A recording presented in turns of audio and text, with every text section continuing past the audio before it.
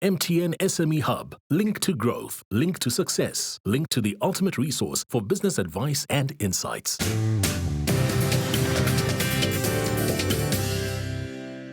Welcome back to the Big Small Business Show. In studio with us today, we've got Gilan Gork. We've been talking about growth mindset and fixed mindset. And I started off finding out that I may have fixed mindset, but I really, really want growth mindset. So Gilan, how can I identify which mindsets I'm in so that I tend to stay more in growth mindset versus fixed mindset? Yeah, that's a great question. And it's really important for everyone to realize that it's not that you have a growth mindset or a fixed mindset. Because one of the biggest mistakes is people say, oh, well, we're just going to make sure that we only hire growth mindset people. But if the culture moves people more into a fixed mindset, we're on that continuum. So really the best advice that I can give anyone is to become aware of the things, the situations that we go into that will tend to move us more into our fixed mindset, or the other way on the continuum, more into our growth mindset. So let me give you very quickly how we can start to tell which mindset we're moving in, and then what those 4 predictable triggers are. Great. So typically, when we attach our performance to our identity, we know that we're moving into fixed mindset territory. That if I succeed or if I fail, that I'm attaching that to that's who I am. Right, so that's the first thing. When we feel that we're scared for something to come to light because it may show that I'm not good enough, when you start feeling that the situations are a threat, that may reveal that maybe I'm unintelligent or I'm untalented, and maybe I'm going to be judged or criticized, then we know that we are assuming that we are a certain way, and something's going to reveal that either we are or we're not. It kind of feels like, imagine your whole life you've thought that on the intelligence scale you're walking around with, to use a poker analogy, like a double ace or a king and a queen, and secretly you're faced with a situation and you feel like, what if this reveals I've actually got like a 3 and a 7? So it's that feeling of threat, right, that comes from that. Whereas with the growth mindset, what we value more and what we're excited about is anything that can help us to learn and grow. We know that our performance doesn't define us. When I'm really successful, I feel like, it's because I put in the effort, it's because I found the right way to do it. And if I'm not, if my performance is dropping, if I'm going to land up getting some kind of negative critique or even feedback in the sense of a project failed, I'm not taking it personally. I'm thinking to myself, what is this telling me about how I need to either change where I'm putting in effort, new method, maybe I've got to put more effort. And so I'm immediately moving it from that emotional personal response into a kind of a mental appraisal of saying, what can I learn from this? And that's far more empowering, because effort and method are 2 things that we can control. So we feel more in control, we feel more empowered when we're more in our growth mindset. And we're always moving between the 2. I wanted to share with you something that we do at Raiz Corp. We've got a process called 4 Ws, where we went wrong. So when something goes wrong in the organization, there's no blame. We bring all the stakeholders in that were involved. No one has got hierarchy, and we try and understand from a process point of view, not from a person point of view, where it broke, and then we try and fix that. Is that building a culture of growth? Would you say that's a tool for growth? Yeah. If within that, when you find a part in the process that didn't work, yes.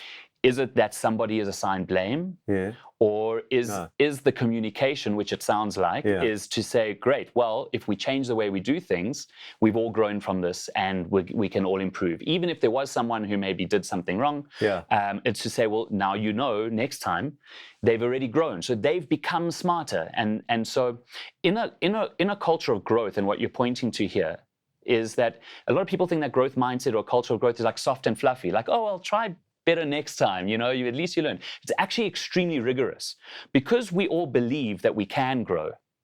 We have the expectation that we all should grow. And so if we're dealing with a situation, I would think to myself, well, if I give you the resources, the support, the opportunities, I know that if I give that to you, you can grow, and therefore I'm going to have a very high level of expectation of you, and Pygmalion effect, that'll help you to to reach that expectation versus the opposite. So it's actually a growth mindset, or a culture of growth is a rigorous environment, but people feel very psychologically safe and very fulfilled in it because there is the belief that we all can grow. There's this focus on improvement, which your WWW, your 4Ws helps to create, which you would struggle to find in a culture of genius.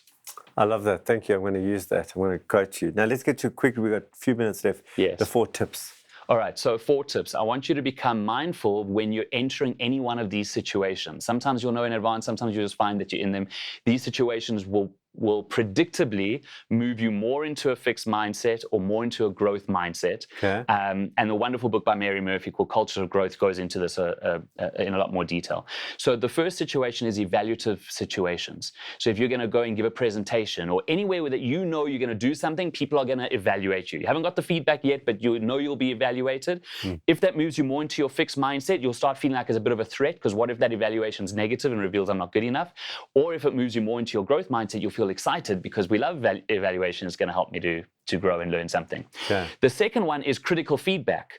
This is kind of like evaluation, but now we're getting the feedback. Does that feel like a threat, or does that feel like an exciting opportunity to learn?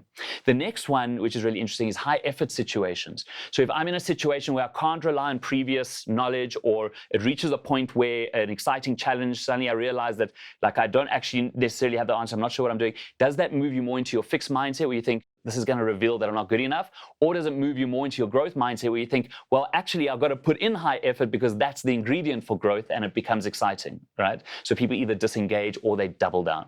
And the last one is the success of others. Sometimes we see somebody getting a promotion or having achieved something, made extremely great progress in a certain area, and it's even accelerated when this is the area that we're supposed to be good in.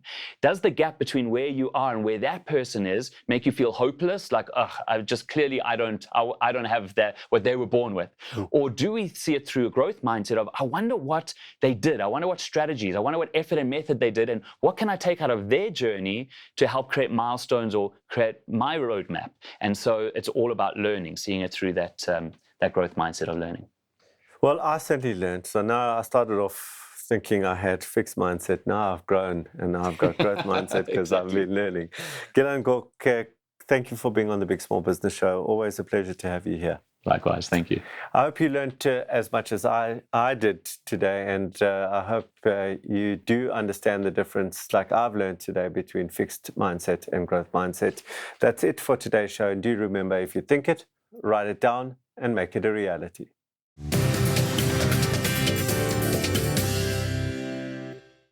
The Big Small Business Show, proudly sponsored by MTN Business.